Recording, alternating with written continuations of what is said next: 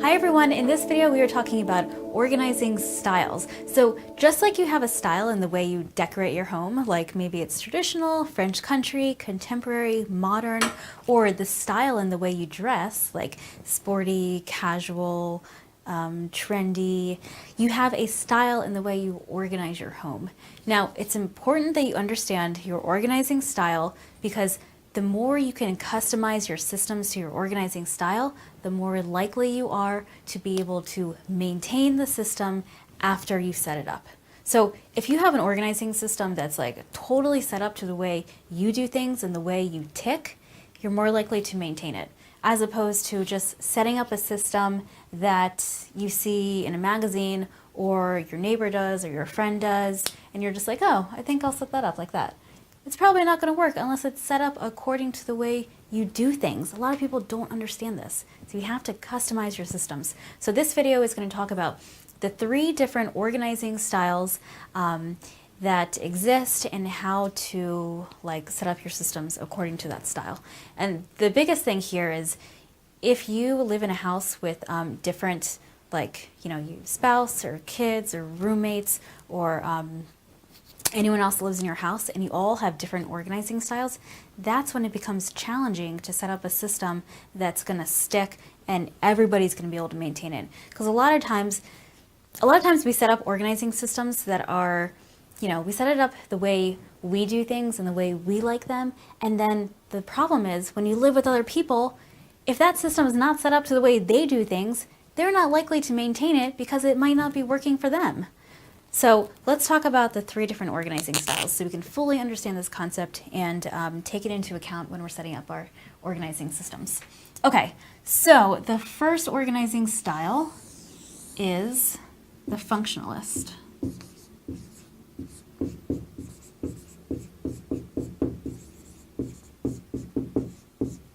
Now, this person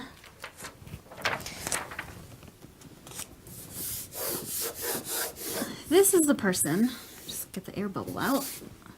This is the person who prefers function over form.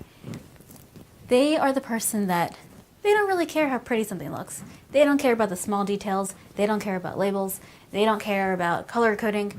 All they care about is if it's functional.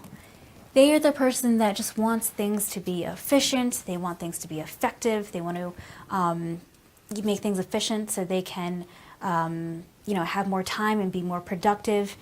They think that less is more, so they naturally surround themselves with just the things they need. They're kind of like the minimalists. There's nothing really else, like maybe there's things to decorate their space, like their office or something, but they always have the essentials near them. The things that they frequently use every day is always easy to access because it's functional. It's right there, easy to grab.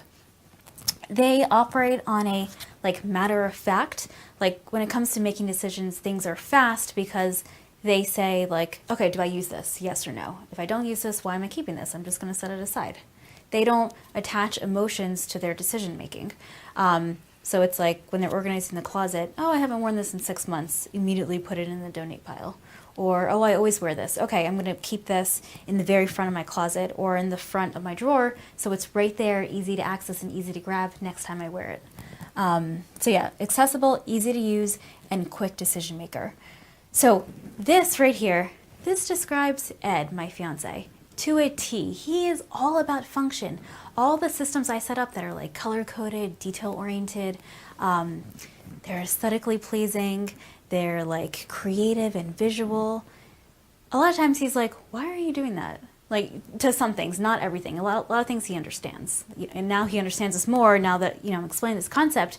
But a lot of things he's like, why are you doing that? When all he cares about is function. So a lot of times we have that argument or that disagreement where he doesn't understand why I'm doing things, but I do things because that's the way I tick. When a system is set up to the way I use it and it looks nice and it's easy to use and it has a nice pretty label, I'm more likely to use it. And him, he's just like, okay, manila folder, it's functional, I keep it right here, and that works for him. Okay, so that's the first organizing style, is the functionalist. The second one is, okay, now The perfectionist in me wants to quickly fix this. So I'm just going to quickly rewrite the functionalist, just because that's going to bother me in this video. All right, and then we'll get to the second one in a second. All right, this is the functionalist.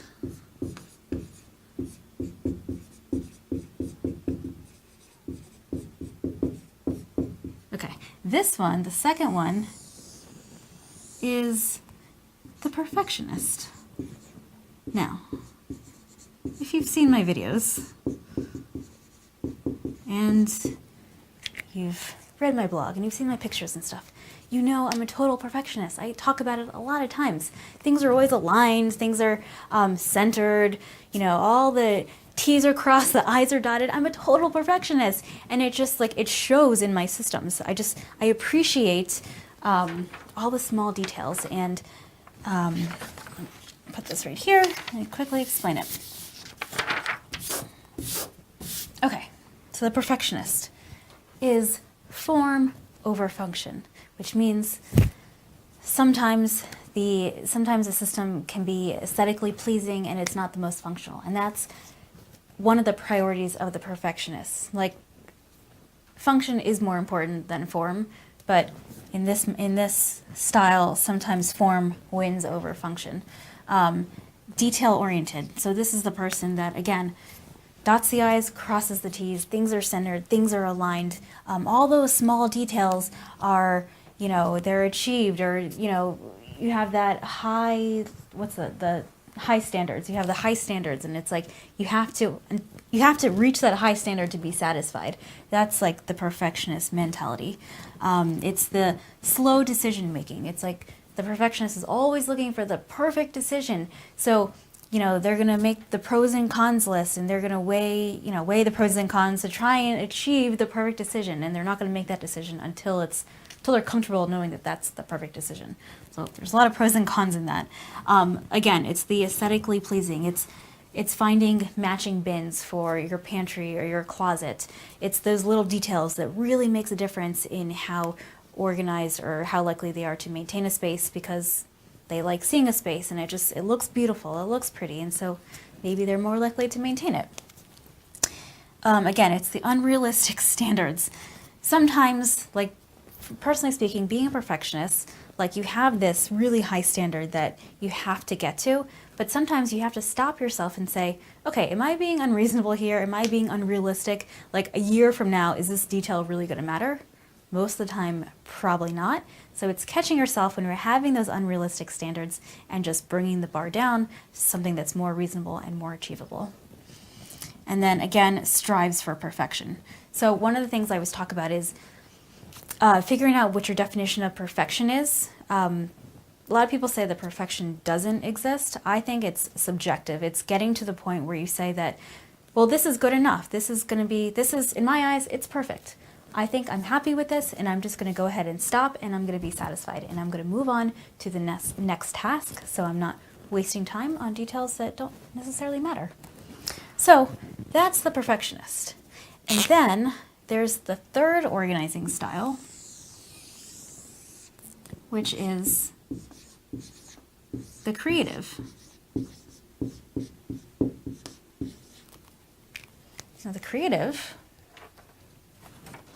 is the person that struggles with organization. This is the person that organization does not come naturally to them. They have to, they're more right brain dominant as opposed to left brain dominant.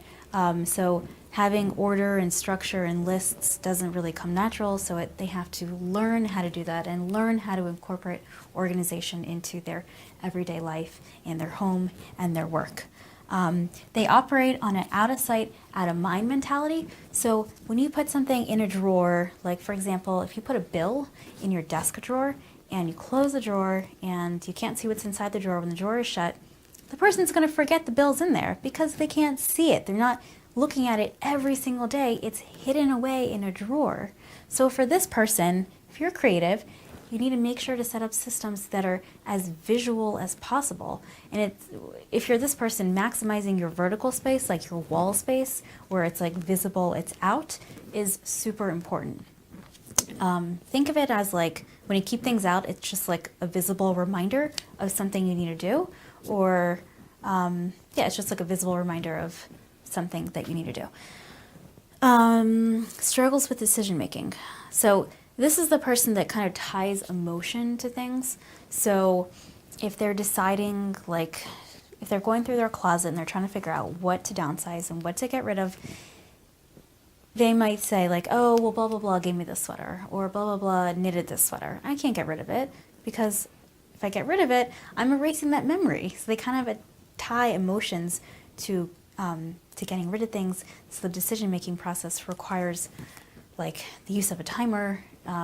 Sometimes when you have somebody holding your hand, asking you questions that's not, you know, attached to that item, it's helpful. And it can go a lot faster. So this is the person that responds well to colors and visuals.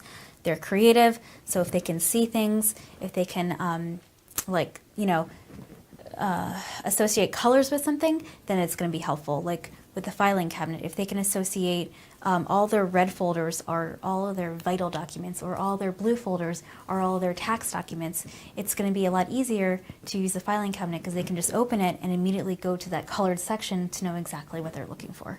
So they respond well to color. Emotionally attached to items, we talked about that. Visible systems, again, that's the out of sight, out of mind mentality, needs reminders. So again, since order doesn't come naturally to the creative, having reminders, whether it's like pop-up reminders on the phone, the calendar, the computer, some type of visible reminder to say like, hey, remember to do this task tomorrow, remember to do this task next week, is going to be super important. And then the last thing, needs organizing to be fun. Since organizing doesn't come natural, it's important to make the process fun. So, you know, make a game out of it, or tie it to your motivation, or trick yourself into believing that, like, you know, organizing your closet is fun by, you know, there's different ways to do that, but like putting music on or talking to someone on the phone while you're folding stuff. Just do what you can to try and make it fun. Okay, so those are the 3 organizing styles. 1, 2, 3. Now, what's important here is that you understand that everybody has a different organizing style. I'll tell you, for me, I am a total perfectionist, clearly, and I'm a creative. So I appreciate all the small details. I need to be able to see things to remember they exist. I like to keep things visible because of that. I like to color code because that helps me remember what things are and where things go. So for me, I'm in here. I appreciate function. I love things to be functional because I save time and it's easier to use and stuff.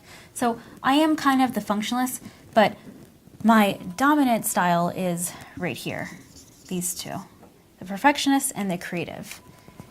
Ed, on the other hand, Ed is my fiance that we live together. Let me grab the green, or actually, let me grab the orange, or let me grab the blue, just kidding. He is a functionalist. Function wins over anything for him. He just wants things to be easy to access and right there when he's ready to use them. He doesn't like having obstacles in the way, having things really difficult to grab and stuff. When things are difficult and obstacles in the way, he doesn't use the system. So function is number 1 in his mind. He's also really creative. He needs to see things to know they exist also. So he is right here. He is totally not like the perfectionist. He's definitely the functionalist and the creative. So he's right here. So together, when you combine both of our styles, we are right here, which makes it hard to get organized. It makes it hard because you're incorporating all 3 of the styles. So, and this is something that I don't explain in my YouTube videos, but I'm going to explain it here. If you notice in all of my YouTube videos, you will notice these 3 things in common. You will notice that everything is functional. All of my videos, all the things I show, everything is functional, especially the systems that are communal systems that we both use, like in the kitchen, in the pantry, the garage, what else, like the family room. Everything is functional because Ed's using it also. Perfectionist. Everything is like aesthetically pleasing, if you notice in my videos. Why? Because I'm a perfectionist. I like things to look nice, and I like things to be pleasing to the eye. So I'm willing to go that extra mile to make it aesthetically pleasing. So everything is aesthetically pleasing in my videos. And then the last thing, everything is visible in my videos. The videos of my organizing systems. Everything is visible with the out of sight, out of mind. Why? Because we're both using this system, so we need to incorporate both of our organizing styles. Now, the spaces that I use on my own, like my home office and my closet, and underneath my bathroom cabinet on my side of the bathroom, everything is creative and everything is perfectionist. And then things are functional, obviously, but these two things right here are the most important since I'm only using the space. Now, systems that Ed uses on his own, like in his home office or on his side of the bathroom cabinet, the number one thing is making it functional and then making it visible. So you won't see all the pretty labels on his stuff. You won't see all the matching bins and stuff because he doesn't appreciate that stuff. So there's no point in actually doing that stuff for him if he's not going to appreciate it. And that's not going to be like a deal breaker if he's going to use the system or not. So that's why we don't do that. Okay, so what you need to do is you need to figure out what your organizing style is, because the more likely you are, or the more you set up your organizing systems according to your style, the more likely you are going to be able to easily maintain it, and so the more likely you are to stay organized, because staying organized is the big picture. Getting organized is one thing, staying organized is another thing. If you can easily maintain the system because it's set up according to your style, you're just going to feel more organized on a daily basis. Now, the best way to do that is to look at systems you already have in your house that are working for you. So if you have a closet inside of your house and you love the closet, it's set up, just the way you like things, and you always easily grab things out, and they always, go back to the spot where they came from. Look at that closet and figure out, what is it about that space that works for you? Like, is it because it's easy to access? Is it visible? Is it color-coded? Figure out what those things are. That's going to be the common denominator that you need to include in all of the systems going forward. So if you're working on your home office, take those things that you like in that closet and apply them to your home office. That's going to give you clues on how to set up a system that's going to be effective for you and for other family members if that's like a communal space. So that is everything that I want to share with you guys about organizing styles. The biggest takeaway is figure out what your organizing style is, figure out what makes you tick, figure out what you need in a system to be able to easily maintain it. Okay, so before I end this video, I just want to talk about one thing that Ed and I do inside of our house to incorporate both of our organizing styles. So for the longest time, we had all of our spices inside the pantry. And then lately, Ed's been doing a lot of the cooking. And so because he's been doing a lot of the cooking, he wanted to have all of the spices he always uses right next to the stove on top of the counter. And to me, like, looking at all the spices on the counter in like a random order was a total eyesore. Not only that, but cleaning the counters was so much more difficult because you had to pick up each spice and move and clean underneath and then put it down and stuff. It was an eyesore, and the perfectionist in me was like, we need to change this. So to compromise, because it's all about compromising when you're setting up systems that multiple people are going to use, to compromise, what we did was we took the spices that were on the counter, the ones that he always used during cooking or while he was cooking, and we put them in the cabinet above the counter, like not directly above the stove, but the cabinet directly next to the stove on the bottom shelf. So they were still accessible, they were still next to the stove. The only exception was I didn't have to worry about seeing them on the counter. They were closed away behind a cabinet door. And at the same time, I added a Lazy Susan to make it even more functional for Ed since he's the functionalist. So just by moving the spices somewhere where he was okay with them and I was okay with them, we compromised and we found an organizing system that works for both of our organizing styles. So that's just one example. Again, it's all about compromising when you're dealing with multiple styles and multiple people in one house.